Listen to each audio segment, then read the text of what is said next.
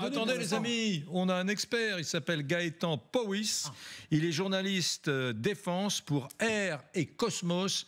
Gaëtan, merci d'être avec nous et bonsoir. Bonsoir. Bonsoir. Juste, on s'est amusé à faire des petites cartes. On va regarder les cartes. Que finalement, sont des missiles. Hein, je dis missiles. Les attaques MS sont des missiles. Ces missiles permettraient, vous voyez, par exemple, tirer depuis l'Ukraine qui est en vert. Eh bien, ils pourraient tirer sur toute la zone assurée, c'est-à-dire les territoires occupés, et ils iraient bien évidemment à l'intérieur de la Russie très facilement depuis l'Ukraine en vert. Et même, on a une seconde carte où on voit que sur la zone maritime, alors vous voyez au sud de cette carte, alors vous voyez le hachuré vert, c'est la zone qui serait couverte par ces nouveaux missiles américains. Donc vous voyez, on pourrait toucher facilement la Crimée depuis le sol ukrainien. On pourrait toucher bien évidemment tout le pourtour de la mer d'Azov. Donc Rostov-sur-le-Don, même en Russie. Donc ça serait QG militaire russe. Oui, tout à fait. Ville militaire russe, QG militaire russe. Voilà, Gaëtan Powys, qu'est-ce que vous pouvez dire à tous ceux qui nous écoutent ce soir sur ces attaques MS, ce type d'armes et ce qu'ils pourraient changer dans la guerre? Tout ce que vous savez. Voilà, on veut aspirer votre savoir. Vous êtes journaliste à Air et Cosmos. Dites-nous tout ce que n'a pas dit Didier François. Alors, pour préciser ce que n'a pas dit Didier François, donc déjà, par rapport à cette carte, donc il y a énormément de cartes qui prennent 300 km sur la ligne de front. Ce ne sera jamais le cas, il faut reculer de 20, 30, 40 km puisque ces systèmes-là sont extrêmement sont des cibles de premier choix pour les Russes, donc il faut absolument que ces systèmes soient hors de portée. Et c'est justement ça qui va jouer pour les Ukrainiens, puisque avec 300 km concrètement, donc si vous prenez Kharkiv, Mariupol, c'est 330 km. Hein. Donc vraiment, Kharkiv qui est au nord-est, Mariupol qui est au sud-est, c'est 330 km. Donc c'est vraiment, les Ukrainiens vont pouvoir, si les Américains le confirment bien évidemment, si les Américains vont transférer ces missiles, ils vont pouvoir vraiment taper toute la colonne vertébrale de l'armée russe en Ukraine. Et notamment, on pense bien évidemment aux entrepôts, aux réseaux ferrés, aux QG, aux bunkers, mais c'est aussi et surtout le moyen de couper le flux logistique. Par exemple, on a toute la logistique russe passe avant tout par le réseau ferré. Or, en Crimée, il y a seulement un seul pont qui relie Mélitopol à la Crimée, et donc avec ce genre de missiles, ils peuvent détruire ce pont constamment à chaque fois que les Russes le réparent. Les Ukrainiens l'ont déjà tapé avec des missiles Scalp, Storm Shadow.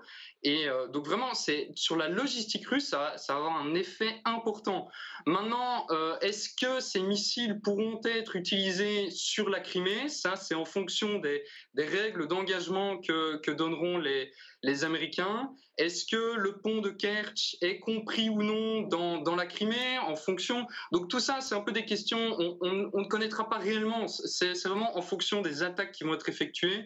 Et donc voilà, donc concrètement, c'est vraiment une arme qui va être capable de donner aux Ukrainiens une capacité de tirer à longue portée tout en étant en dehors de la portée des systèmes russes. Gaëtan Powys, il faudrait en envoyer combien pour que ça puisse être efficace sur le terrain? Plein. Eh bien, ce n'est pas la réponse à cette question. De toute façon, je connais déjà la réponse des Ukrainiens. Il n'y en aura pas assez, parce que, par exemple, je prenais le pont de Tchonhar. Les Russes vont le réparer. S'ils le réparent 2-3 fois, ça va être à chaque fois 4-5 missiles pour détruire ce pont. Ça va coûter cher. Après, à voir quelles seront les cibles qui seront intéressantes pour les Ukrainiens. À voir aussi, ça, on n'en parle pas beaucoup.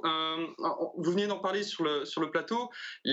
Donc les HIMARS sont capables effectivement de lancer ce genre de missiles, mais donc c'est le Wall Street Journal, je pense, donc un des grands journaux américains en tout cas, avait annoncé que les HIMARS qui avaient été livrés ont été bridés pour éviter qu'ils puissent tirer ce genre de missiles. Donc question, qu'est-ce qui va tirer ces missiles? Alors on parle beaucoup des HIMARS, mais il y a aussi les M270 MLRS. Concrètement, c'est un HIMARS sur chenille. Donc, à voir si ce seront ces systèmes-là qui seront utilisés pour tirer ce genre de missiles. Est-ce que les HIMARS vont être à nouveau modifiés pour pouvoir tirer ce missile? Donc, de ce côté-là, il y a encore une question pratique sur le terrain. Comment ça va se passer? Bon, c'est passionnant. Renaud? J'ai dit excellent. J'ai pratiquement tout compris. Oui. Ah oui. Et pourtant, j'ai pas fait allemand deuxième langue. J'étais plutôt des élèves. Pas fait missile deuxième langue. Oui, voilà. J'ai plutôt des élèves qui choisissaient espagnol, moi. Donc, c'était moins. Mais il est clair. Sympa pour ceux qui parlent espagnol. Ouais. Vous avez pigé. C'est Très bien, c'était Très parfait. bien. intéressant. Très intéressant. Excellent. Commentaire, oui. Brillant. Oui. Non, mais ça fait longtemps qu'on parle des ATACMS parce que c'est vraiment l'arme dont on a besoin. Et effectivement, il y a toute la logistique derrière, c'est-à-dire comment on va tirer, de partir de quel équipement. Mais ça, en soi, c'est déjà un pas qui est très important de la part, si la décision effectivement est prise de la part de Biden. Et je préempte un peu la question sur les lignes rouges. Bon, parce que c'est ce dont on parle. Et je ne sais pas si vous avez remarqué, mais moi j'ai tout à fait remarqué que depuis le début de l'invasion, on a monté en gamme en termes d'équipements que nous étaient donnés par les Occidentaux, parce que effectivement, si l'Occident est sérieux pour que l'Ukraine gagne, il faut qu'on a des moyens. Parce que vous avez vu tout à l'heure, avec les séquences de tranchées à Bakhmut, c'est ça que nous coûte, et nous, on est d'accord pour payer ce prix parce que c'est notre terre, c'est notre indépendance, mais les alliés, ils sont là aussi pour aider le faire de manière plus efficace possible, avec moins pertes possibles de côté ukrainien. Et juste en revenant un peu sur ce que Zelensky disait, vous avez dit, voilà, peut-être il était très démoralisé, mais je pense qu'il joue énormément sur ça. Il faudra peut-être nommer au bout d'un moment des noms si ça ne bouge pas, parce qu'il faut que ça change. Il faut que ça change. On ne peut pas perdre autant d'hommes, on ne peut pas juste attendre à chaque fois que toutes ces décisions prennent des années et des années, parce que c'est ça que justement Poutine Et puis surtout veut. une certaine responsabilité de la part des Occidentaux. Quand on promet quelque chose, on le donne. Parce que c'est bien gentil les processus, mais il y a quand même des mois maintenant qu'on les a mis en place. Et qu'il y a encore un certain nombre de pays qui, grosso modo, le temps de leur urgence n'est pas le même que celui des tranchées. Ukrainiens. Là au moins, alors la France, on lui a toujours reproché de peut-être pas donner assez, mais en revanche, à chaque fois qu'elle a promis quelque chose, elle l'a fait. Elle l'a fait, et en général, les armes étaient sur le terrain avant qu'on ne l'annonce. Il y a quand même beaucoup de pays, et c'est ça qui pose aussi un petit problème de planification sur les offensives, qui promettent des choses, et puis c'est dans 6 mois, puis finalement ça sera 8, puis 9 parce qu'on a un problème avec le Parlement, et puis 10 parce que, il y en a plusieurs comme ça. Et donc, nous on a un peu la tradition 5e République sur les questions où ça va assez vite quand le président décide, derrière la chaîne militaire fonctionne, mais c'est pas toujours la même chose dans plein de pays qui sont plus parlementaires et moins régaliens dans leur approche. Et pour quand on est en guerre et qu'on perd des hommes, c'est vrai que ça fatigue. Bon, les amis, je dois vous faire une confession. J'ai une passion quasiment pathologique pour Kim Jong-un. Je remercie Gaëtan Prouis. Merci Gaëtan Prouis. Gaëtan Prouis.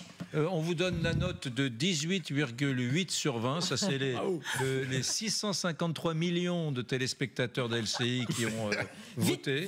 Donc 18,8 sur 20. Vous serez invité en deuxième semaine car vous avez été très clair. Et même un certain nombre d'esprits qui ne sont pas très scientifiques autour de cette table ont compris. Absolument, j'en fais partie. Merci Gaëtan. Merci à vous.